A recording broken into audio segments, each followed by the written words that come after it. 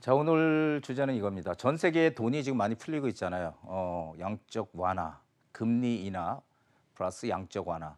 지금 모든 나라들이 이 코로나19에 대응하기 위해서 경기 침체를 방어하기 위한 그런 수단으로 지금 계속 돈들이 많이 풀리고 있습니다. 자, 우리는 이 부동산 시장이 어떻게 된다 이런 전망하는 것들 중에서요 보면은 가장 중요한 핵심이 뭐냐라는 걸 봐야 돼요. 이 잔가지를 자꾸 신경 쓸 게 아니라 가장 중요한 핵심을 우리는 파악을 해서 거기에 맞춰서 방향을 잡아가야 된다는 거죠. 자, 오늘 전 세계 돈이 많이 풀리면은 어떻게 될까요? 전 세계적인 양적 완화 실시. 그래서 지금 보면 뭐 다들 아시다시피 미국, 일본, 유럽까지 다 지금 돈을 풀고 있는 지금 그런 상황이고요. 한국은행 무제한 돈 풀기 시작. 그래서 한국판 양적 완화 가동. 이게 뭐 우리나라만의 문제도 아니고요. 전 세계적인 문제입니다. 지금 돈들은 계속 지금 넘치고 있다. 전 세계적으로 이런 얘기고. 자, 돈이 많아지면 돈의 가치는 어떻게 돼요? 돈이 많아지면 돈의 가치는 떨어지는 거죠. 예. 그래서 이 돈의 가치가 하락을 하게 되면은 이 돈의 가치의 하락을 막기 위한 방법들을 사람들은 생각을 하게 됩니다.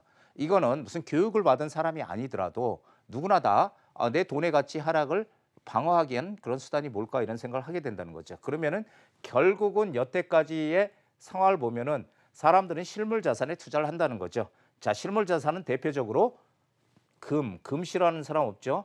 부동산, 자, 골동품, 이렇게 대표적인 실물 자산으로 보입니다. 그래서 우리 뭐 미술품도 오래 놔두면은 엄청나게 오르잖아요. 예, 그래서 이런 실물 자산에 사람들은 투자를 한다는 거를 아셔야 되고요.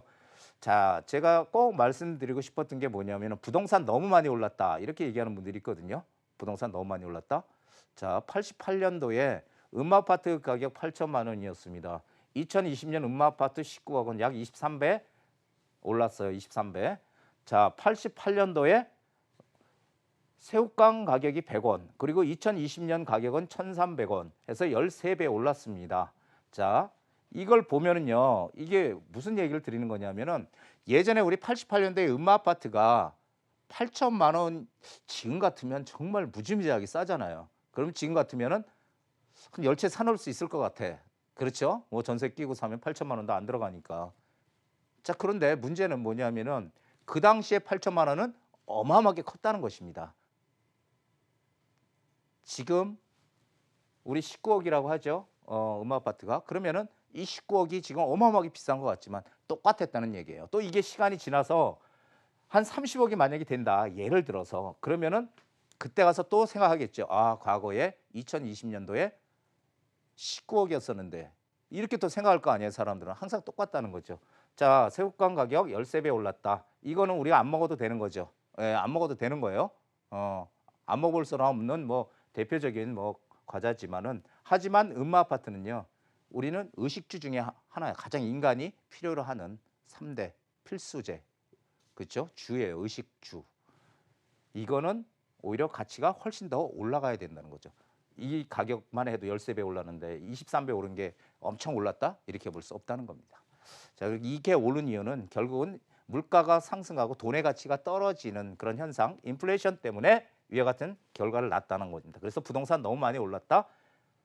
이거는 항상 생각해 보면은 우리가 뭔가 부동산을 살려고 할 때 부동산 가격이 과연 싼 적이 있었나 한번 생각해 보세요. 반대로.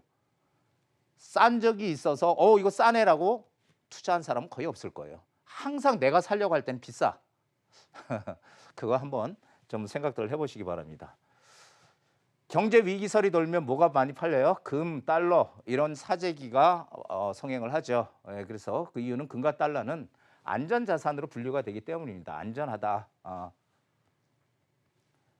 그런데 부동산은 지금 본래 우리가 대표적인 이 실물 자산이라고 해요. 인플레이션을 방어하는 실물 자산이라고 하면서 플러스 최근에 들어와서 안전 자산으로 인정을 하고 있다는 겁니다. 부동산 시장이. 이 부동산이라는 것이. 예, 그러기 때문에 과연 이 돈들이 어디로 갈까 참 궁금합니다. 자, 전 세계 경제 상황은 미국을 비롯한 모든 나라 양적 완화, 돈 풀기 플러스 금리 인하. 우리도 마찬가지죠. 우리도 얼마 전에 제로 금리로 0.75%로 제로 금리까지 내려왔어요. 사상 초유의. 코로나19는 어느 정도 이제 뭐 시간이 지나면은 뭐 백신도 생기고 해서 어느 정도 치유가 될 것이다. 그러면 이제 남은 것은 경제 살리기입니다. 이 경제 살리기에 주력을 하는데 이 저금리와 양적 완화는 한동안 계속 전 세계적으로 이어질 것이다라는 얘기입니다. 쉽게 지금 경제 타격을 주는 그런 경제가 쉽게 이렇게 완화되기가 어렵다는 얘기죠. 자, 부동산 시장 추세 제가 항상 얘기하지만 이번에야말로 이 추세가 정말 중요합니다. 추세라는 것은 시장이 상승할 때는 항상 규제를 시작하죠. 정부에서. 그러면 규제 효과 때문에 가격이 이렇게 하락합니다. 하지만 결국 또 시간이 몇 개월 또 지나면은 다시 원래 추세대로 상승 추세로 간다라는 거고요. 반대로 시장이 하락 추세로 가게 되면은 이게 또 계속 하락하고 계속 떨어지게 되면은 이 경제에 또 부담이 상당히 되거든요. 정부에서. 그러면 어떻게 돼요?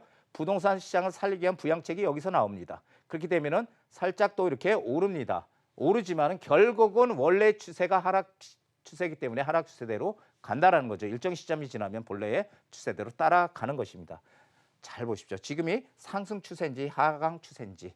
자, 추세는 저는 여전히 살아있다고 봅니다. 왜냐하면은 추세가 하락으로 가려면 금리가 올라가야 돼요. 그래서 유동성이 축소가 돼요. 돈이 시중에 줄어들어야 돼. 예, 많이 풀리는 게 아니라 반대로. 그렇기 때문에 유동성이 축소돼야 되는데 오히려 지금 유동성은 확대가 되고 있잖아요.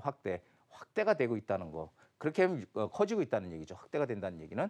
자, 그래서 부동산 시장 하락은 기존에 얘기했던 지금 많은 전문가들이 얘기했던 만큼 그렇게 하락적으로 가닥을 잡는다 쉽지 않을 것이라고 저는 봅니다. 그래서 6월 달, 6월이 분기점이 될 것이다. 제가 눈에 얘기했죠. 6월이면은 양도소득세를 한시적으로 좀 이렇게 중과를 안 하는 다주택자들 10년 이상 보유한 주택에 대해서 매도해라. 6월 말까지. 자, 6월이 분기점이 될 거고요. 그래서 6월이 되면은 시장은 서서히 또 살아날 것이다라고 봅니다. 저는 항상 이런 얘기해요. 재테크 EQ를 높여라. 남들이 IQ가 아니고 EQ입니다. 남들이 숨죽이고 있을 때, 남들이 정말 위축돼 있을 때 우리는 기회를 얻을 수 있다라는 얘기고요. 그리고 이 사람이 좀 긍정적인 마인드를 가지고 있는 분이 있고 부정적인 마인드 가지고 있는 분들이 있잖아요. 항상 뭐든지 안전 쪽으로만 포커스를 맞추려고 하는 분들이 있거든요. 비관론자. 우리는 어디를 돼야 돼? 긍정 마인드, 긍정론자가 돼야 돼요. 부동산도 똑같습니다. 긍정론자가 돼야 부동산 투자를 해서 성공할 수 있는 확률이 훨씬 높아져요. 예, 그러니까 긍정적인 마인드를 항상 가지십시오.